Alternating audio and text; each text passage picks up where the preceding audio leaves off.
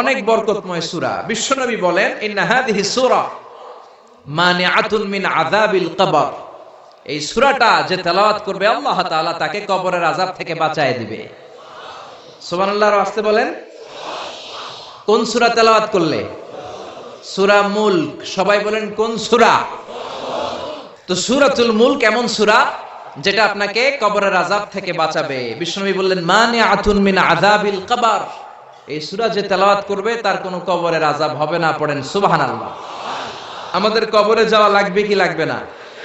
কোনো সন্দেহ আছে? একদিন মাটির ভেতরে হবে ঘর রে মন আমার, কেন বাঁধো দালান ঘর রে মন আমার, কেন বাঁধো দালান ঘর। একদিন মাটির ভেতরে হবে ঘর রে মন আমার, কেন বাঁধো দালান ঘর। ঠিক কিনা?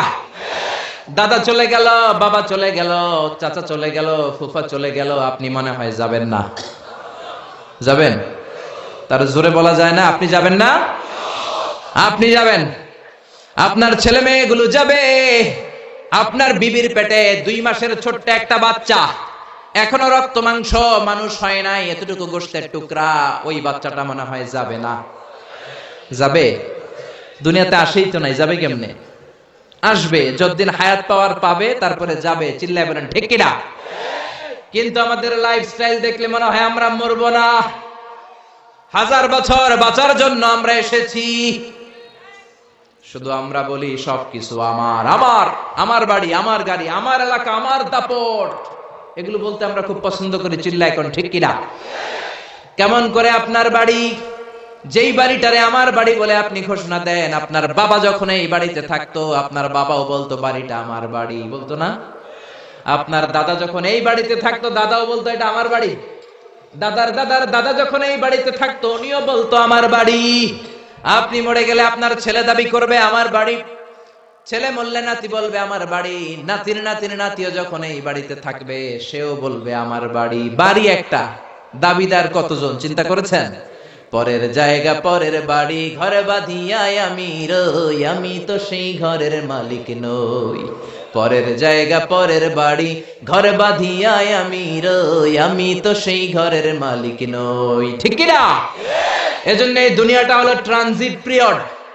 আজীবন থাকার জন্য আসি নাই, কিছুদিনের জন্য আসলাম। কবরের বাড়িতে আমাদেরকে যেতে হবে, কবরের প্রিপারেশন, প্রস্তুতি আমাদেরকে নিতে হবে। এই জন্য বিশ্বনবী বললেন ইন্না ফিল কুরআনি লাসূরা, কোরআনের মধ্যে এমন একটা সূরা আছে মানিআতুন মিন আযাবিল কবর। এই সূরাটাকে তেলাওয়াত করলে ওই কবরের আযাব থেকে ওই বান্দাটারে বাঁচায়া দিবে কে? কি নাম ওই সূরার? আরো জোরে বলেন। সূরা মুলক তেলাওয়াত করতে রাজি আছেন তো? আবার বিশ্বনবী বললেন শাফাআত লি সাহিবিহা, এই সূরাটা কিয়ামতের দিন তেলাওয়াতকারীর জন্য আল্লাহর কাছে সুপারিশ করবে। আপনি তেলাওয়াত করলে আপনার জন্য আল্লাহর কাছে সুপারিশ করবে। কোরআন যদি কারো পক্ষে আল্লাহর কাছে সুপারিশ করে, ওই সুপারিশ আল্লাহ কোনোদিন ফেলে দিতে পারবে নাকি? পারবে?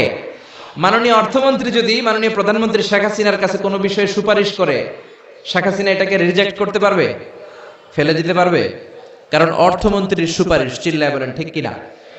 তেমনি কোরআন যদি কিয়ামতের দিন আপনার পক্ষে আল্লাহর কাছে সুপারিশ করে, কোরআনের সুপারিশও কবুল করে নিবে কে? আবার বিশ্বনবী বললেন খাসামাত আন সাহিবিহা, এই সূরাটা কিয়ামতের দিন তেলাওয়াতকারীর পক্ষ নিয়ে আল্লাহর সাথে ডিবেট করবে, ঝগড়া করবে, তর্ক করবে। আল্লাহর সাথে ডিবেট, আল্লাহর সাথে ঝগড়া, সাহস বেশি না কম? জোরে বলেন। আল্লাহর সাথে ঝগড়া করবে, তর্ক করবে, কতক্ষণ? হাত্তা আদখালাহুল্লাহুল জান্নাহ, যতক্ষণ আল্লাহ তাআলা এই সূরার তেলাওয়াতকারীকে জান্নাতে ঢুকিয়ে না দেয় ততক্ষণ এই সূরা আল্লাহর সাথে তর্ক করতেই থাকবে। চিল্লায় সবাই পড়েন আল্লাহু আকবার। এজন্য বিশ্বনবী বলতেন মান ক্বারা বিহা ফি লাইলাতিন ফাকাদ আকসারা ওয়া আতাবা, রাত্রি বেলা এই সূরাটা যে তেলাওয়াত করবে তার আমলনামাটা সওয়াব দিয়ে পরিপূর্ণ করে দিবে কে? এখন দিন নাকি রাত? জোরে বলেন। এখন সূরাতুল মুলকের তাফসীর শুনলে প্রত্যেকের আমলনামাটারে সওয়াব দিয়ে পূর্ণ করে দিবে কে? এজন্য বিশ্বনবী বলতেন আমি চাই আমার প্রতিটা উম্মতের হৃদয়ে এই সূরাটা গাঁথা থাক। আমি চাই আমার প্রতিটা উম্মতের সিনার ভিতরে সূরাতুল মুলকটা মুখস্থ থাক। আমি চাই আমার প্রতিটা উম্মতের কলিজার ভিতরে এই সূরাটা হিফজ করা থাক। পড়েন সুবহানাল্লাহ। এজন্য বিশ্বনবীর উম্মত হিসেবে এই সূরাতুল মুলক আমাদের মুখস্থ থাকার দরকার আছে না নাই?